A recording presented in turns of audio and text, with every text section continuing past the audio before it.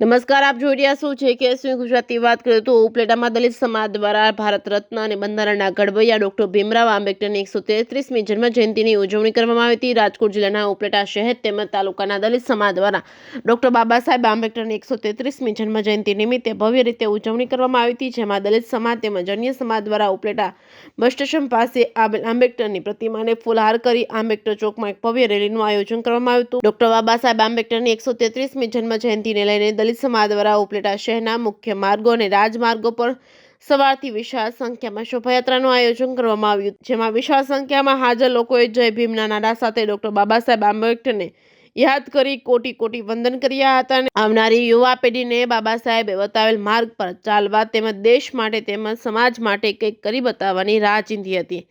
JKS Gujarati સાથે અર્શી આહિર, ઉપલેટા.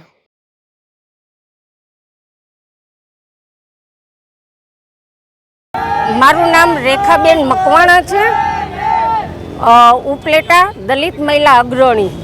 આજ રોજ ડૉક્ટર બાબા સાહેબ આંબેડકર અને સ્ત્રીઓના મુક્તિદાતા એવા મહાનુભાવનો આજે 133મો જન્મદિવસ. એટલે 133મો જન્મદિવસ એટલે દલિતોમાં દિવાળીનો માહોલ.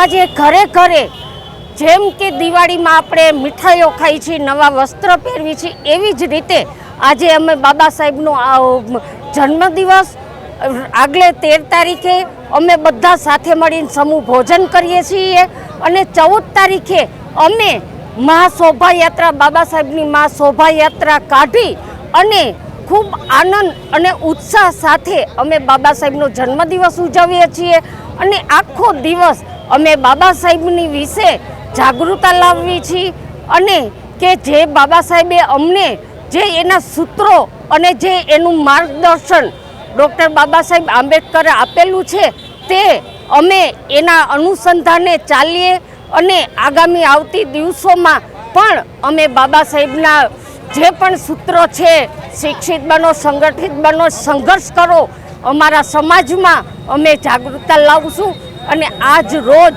અમે બાબા સાહેબના દેનથી અમે આ શોભાયાત્રા કાઢી શકીએ છીએ. એવા અમારા જે સ્ત્રીઓના મુક્તિદાતા છે, અમે એની માટે કદાચ અમારે પોતાને સમર્પણ કરવું હોય તો પણ અમે કરી નાખીએ.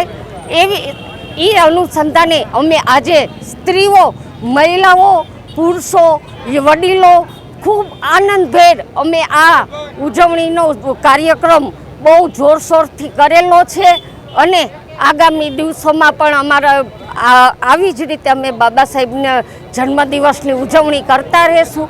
જય ભીમ.